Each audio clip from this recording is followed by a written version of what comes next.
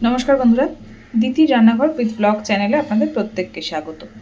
দেখুন, আজকে নিয়ে চলে এসেছি চিংড়ি মাছ দিয়ে কচুরলতি। তো আমি এইভাবে চিংড়ি মাছ দিয়ে কচুরলতিটা কিভাবে বানাই বা আমি এই রান্নাটা আজকে কিভাবে করেছি চলুন দেখে নিন। চিংড়ি মাছ দিয়ে কচুরলতি করার জন্য প্রথমেই কড়াইতে সর্ষের তেল গরম করতে দিয়েছি। তো তেলটাকে আগে খুব ভালোভাবে একটু গরম করে নেব। ফোড়নে দিয়ে দিচ্ছি একটু কালো জিরে।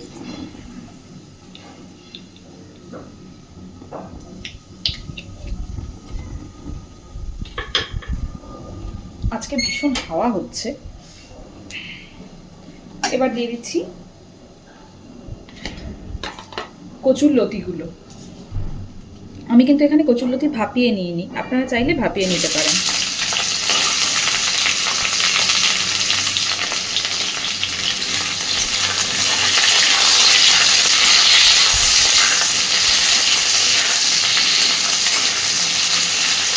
এখনই আমি লবণ আর হলুদটা দিয়ে দেবো, দিয়ে লতিগুলোকে একটু ভেজে নেব।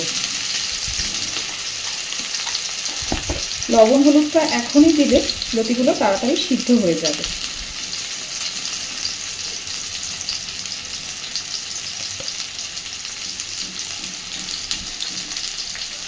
এবার দিয়ে দেবো হলুদ গুঁড়ো।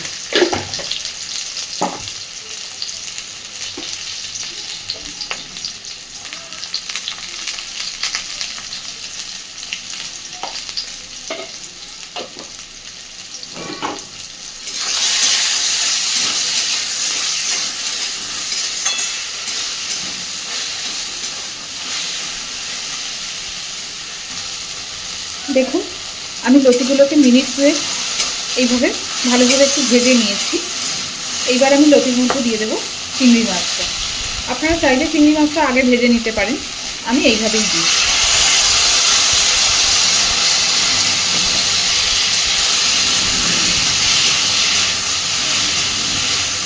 চিংড়ি মাছ আগে থেকে ভেজে রাখলে বা বেশি ভাজা হয়ে গেলে চিংড়ি মাছ যেহেতু একটু শক্ত হয়ে যায়, তাই আমি লতির সাথেই ভেজে নিই।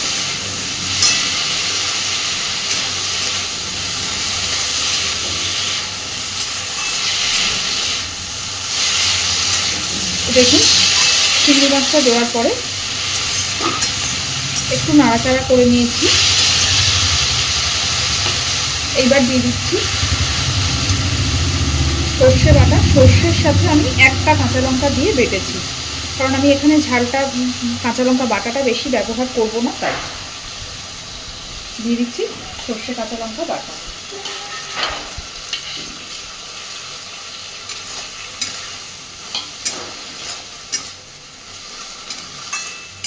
এখানে আমি ওপর থেকে চিড়ে দুটো তিনটে কাঁচা লঙ্কা আলাদা করে দিয়ে দেব।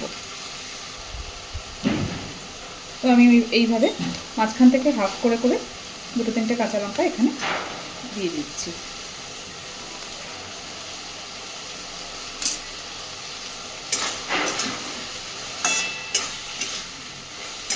দিয়ে দেবো অল্প একটু চিনি।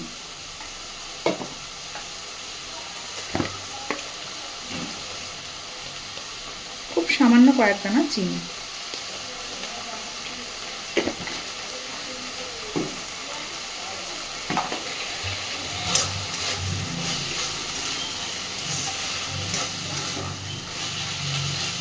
এবার দিয়ে দিচ্ছি জল।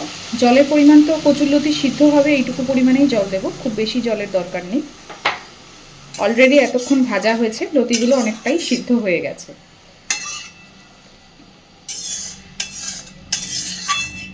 চিংড়ি মাছ ছাড়া নিরামিষও এইভাবে করতে পারেন, সেক্ষেত্রে আমি মাঝে মধ্যে সর্ষের সাথে একটু পোস্ত দিয়ে থাকি।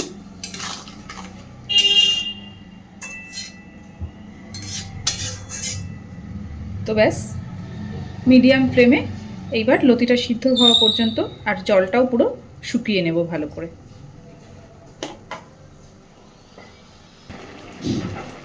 দেখুন, লতিগুলো কিন্তু সব সুন্দর সিদ্ধ হয়ে গেছে, আবার একেবারে গলেও যায়নি।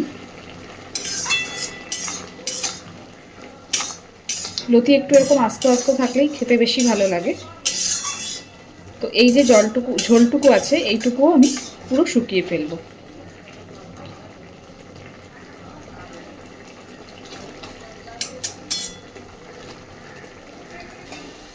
দেখুন আমি লতি পুরো শুকনো করে নিয়েছি। এই পর্যায়ে গ্যাসের ফ্লেমটাকে অফ করে দিয়ে ওপর থেকে দিয়ে দিচ্ছি একটু কাঁচা সর্ষের তেল।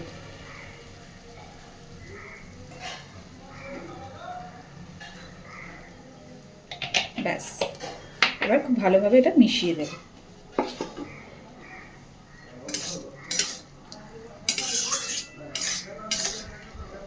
তো চিংড়ি মাছ দিয়ে কচুরলতি কিন্তু রেডি।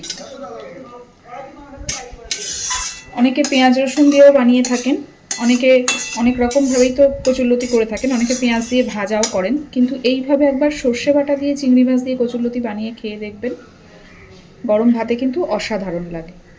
আর এটা নিরামিষও করা যায় চিংড়ি মাছ ছাড়া। তো আজকের এই রান্নাটা আপনাদের কেমন লেগেছে অবশ্যই আমাকে জানাবেন, আর এইভাবে বাড়িতে ট্রাই করবেন। আর প্লিজ আমার চ্যানেলটাকে লাইক, শেয়ার এবং সাবস্ক্রাইব করে আমার পাশে থাকবেন। ধন্যবাদ।